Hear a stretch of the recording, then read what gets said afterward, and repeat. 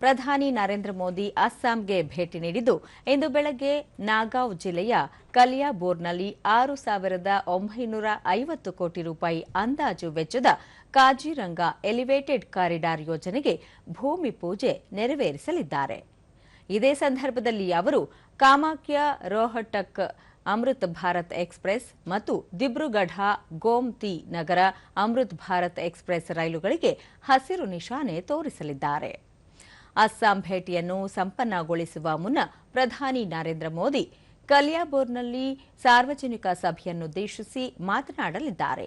ನಿನ್ನೆ ಸಂಜೆ ಅವರು ಗುವಾಹಟಿಯಲ್ಲಿ ಅರ್ಜುನ್ ಭೋಗೇಶ್ವರ್ ಬರುವ ಕ್ರೀಡಾ ಸಂಕೀರ್ಣದಲ್ಲಿ ನಡೆದ ಬಾಗುರಂಬಾ ದ್ವೌ 2026 ಸಾಂಪ್ರದಾಯಿಕ ಬೋಡೋ ಸಾಂಸ್ಕೃತಿಕ ಕಾರ್ಯಕ್ರಮದಲ್ಲಿ ಪಾಲ್ಗೊಂಡರು. 10,000ಕ್ಕೂ ಹೆಚ್ಚು ಬೋಡೋ ಬುಡಕಟ್ಟು ಸಮುದಾಯದ ಜನರು ನಡೆಸಿಕೊಟ್ಟ ಸಾಂಸ್ಕೃತಿಕ ಕಾರ್ಯಕ್ರಮಗಳು ಜನಮನ ಸೂರೆಗೊಂಡಿತು.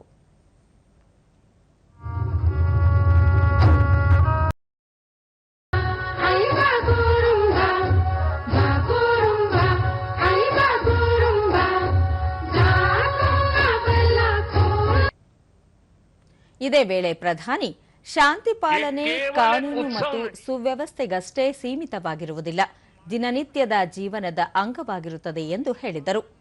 2020ರಲ್ಲಿನ ಶಾಂತಿ ಒಪ್ಪಂದದಿಂದಾಗಿ ಹಲವು ವರ್ಷಗಳಿಂದ ಸಂಘರ್ಷದಲ್ಲಿದ್ದ ನೂರಾರು ಜನ ಹಿಂಸೆಯನ್ನು ತೊರೆದು ಮುಖ್ಯವಾಹಿನಿಗೆ ಬಂದಿದ್ದಾರೆ.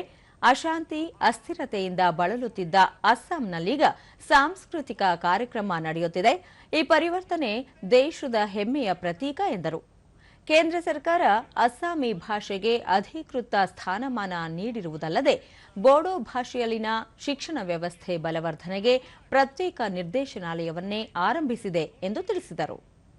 ಜಾಗತಿಕವಾದ ಕ್ರೀಡೆಗಳಲ್ಲಿ ಮತ್ತು ಸಾಂಸ್ಕೃತಿಕ ಆಯಾಮಗಳಲ್ಲಿ ಅಸ್ಸಾಮಿಗಳು ಹೆಚ್ಚು ಮಾನ್ಯತೆ ಪಡೆಯುತ್ತಿದ್ದಾರೆ.